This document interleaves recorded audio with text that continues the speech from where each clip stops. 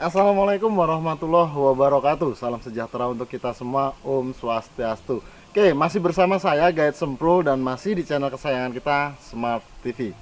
Kali ini kita masih bersama dengan Gus Setiam, yang mana saat ini kita akan berziarah ke salah satu makam yang masih dikeramatkan di daerah ini.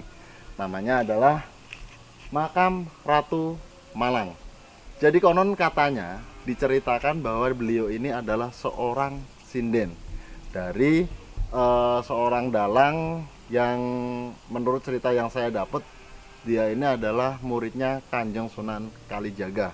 Beliau bernama Panjang Mas. Jadi Ratu Malang Mas ini adalah istrinya dari Panjang Mas, yang diceritakan bahwa beliau ini mempunyai kecantikan yang sangat luar biasa. Seperti apa kisah seru kita di sini? Ikutin kita terus dan jangan lupa like, komen, dan subscribe.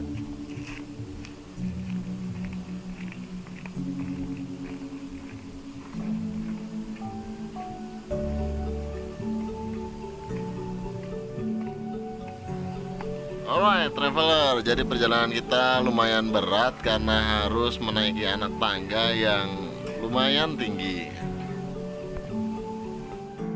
Alright traveler, jadi perjalanan kita menuju makam dari Ratu Malang Mas lumayan ekstrim karena hanya terdapat jalan setapak yang akan menuntun kita sampai ke makam Ratu Malang Mas. Aduh, luar biasa banget traveler. Lumayan tinggi tanjakannya dan kita ini baru berada di separuh perjalanan. Kita langsung teruskan lagi perjalanannya biar nggak habis napasnya di sini. Ayo.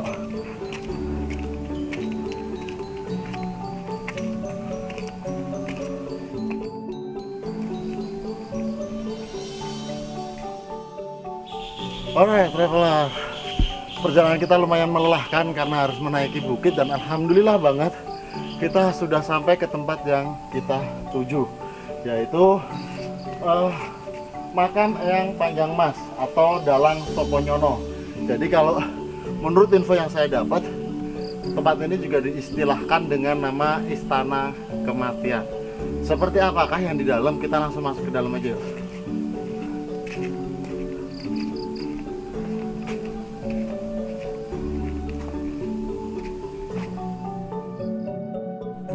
Oke traveler, sampailah kita ke dalam komplek pemakaman Ratu Mas Malang dan juga Dalang Sopo Nyono.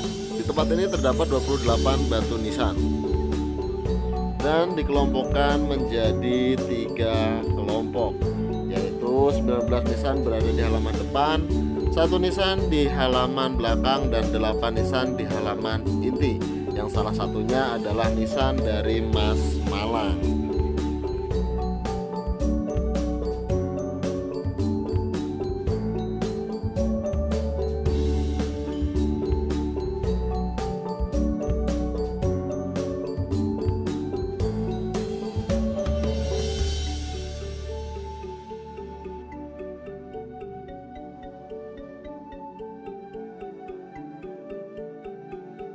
Jadi alhamdulillah banget kita sudah sampai di dalam kawasan pemakaman. Kita juga sudah bertemu sama narasumber kita. Kebetulan juru kuncinya langsung juru kunci dari tempat ini. Kita bisa lebih tahu lagi secara mendalam nanti dari Mbah Juru Kunci, tapi alangkah lebih baiknya untuk kita berkenalan terlebih dahulu. Oke, jadi selamat sore Pak. Selamat sore Mas, Nggih, mohon maaf Bapak namanya siapa ya? saya Pak Cito. Pak Jito. Ya. Pak Jito ini asli juru kunci sini nggih Pak nggih. Nggih. Oke, kalau saya boleh tahu yang ada yang berada di dalam kawasan komplek pemakaman ini siapa saja Pak? Yang utama adalah makam Simbah Dalang Panjang Mas, Yang Mas, Ibu Ratu Malang beserta pemusiknya dan pengikutnya.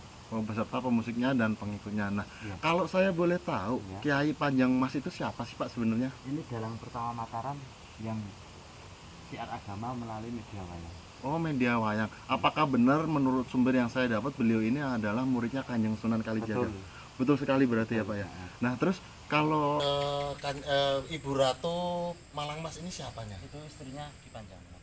istrinya Ki Panjang Mas. Nah, boleh diceritakan sedikit nggak Mbak, apa ya riwayat beliau-beliau ini sampai akhirnya dikuburkan di sini, atau seperti apa sih cerita yang apa ya, cerita yang sebenarnya terjadi di daerah ini?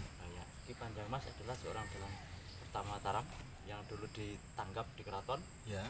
Terus setelah tahu sindennya kok cantik ya, Nggih. terus Amangkurat ingin meminta sama Ki Panjang Mas. Nggih. Tapi beliau tidak mengizinkan. Lalu ditangkap lagi keraton.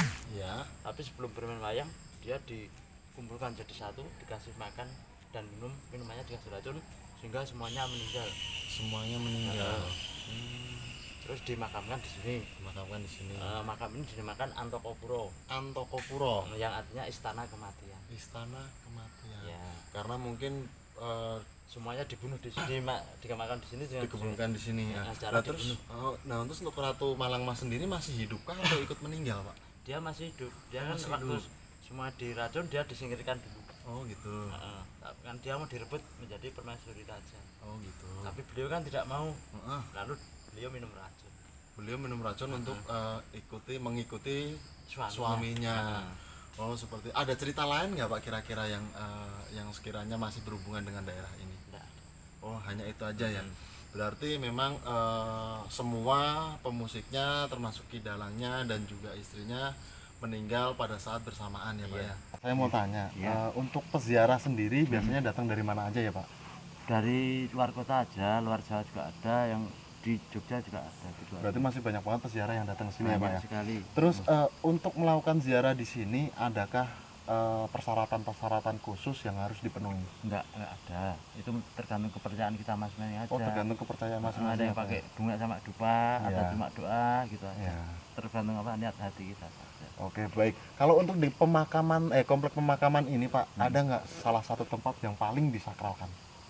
Nggak ada. Oke, baik. Terus apakah di sini itu masih dilakukan apa ya, ritual-ritual khusus ataupun di hari-hari khusus masih melakukan ritual-ritual khusus gitu Pak? Nggak ada. Nggak ada, seperti halnya contoh kalau ada di satu tempat itu harus ada nyadrannya terlebih dahulu atau bersih. Oh nggak ada di sini ya. Jadi memang benar-benar hanya mereka yang datang ke sini hanya ngalap berkah aja ya. Tapi itu bukan musyrik ya Pak ya. Karena kalau setahu saya kita berdoa di salah satu makam leluhur kita itu juga intinya bahwa kita adalah mendoakan beliau. Oke baik, terima kasih banyak Pak untuk sedikit informasinya.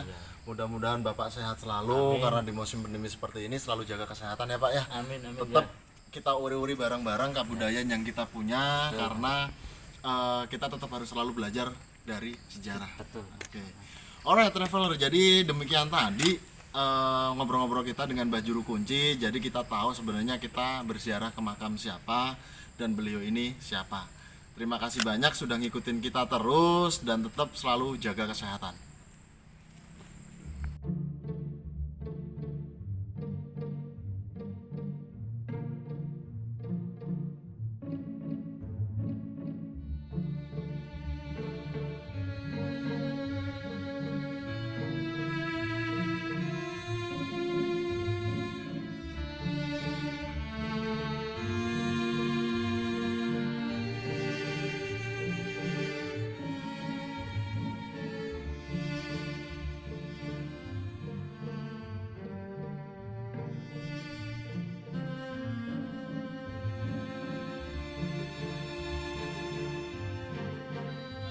Nah, di luar area Sendang ini terdapat sebuah batu kotak yang konon katanya dipercaya sebagai kotak penyimpanan wayang Dalang Soponyono, yang konon katanya wayang-wayang tersebut hanya bisa dilihat dengan mata batin.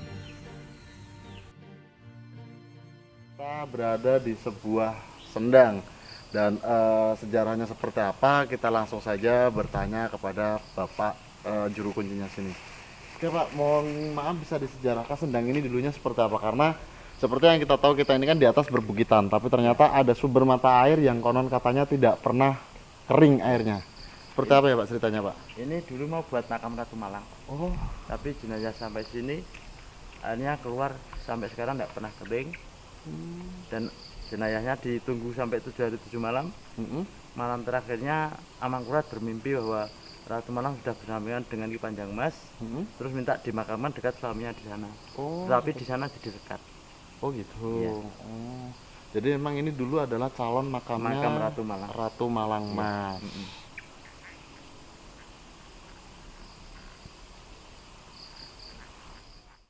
Alright, traveler. Jadi terima kasih banyak udah ngikutin kita terus selama seharian ini. Mohon maaf apabila terjadi kesalahan dalam peliputan kita kali ini, karena kesalahan hanyalah milik saya pribadi, kesempurnaan hanyalah milik Allah.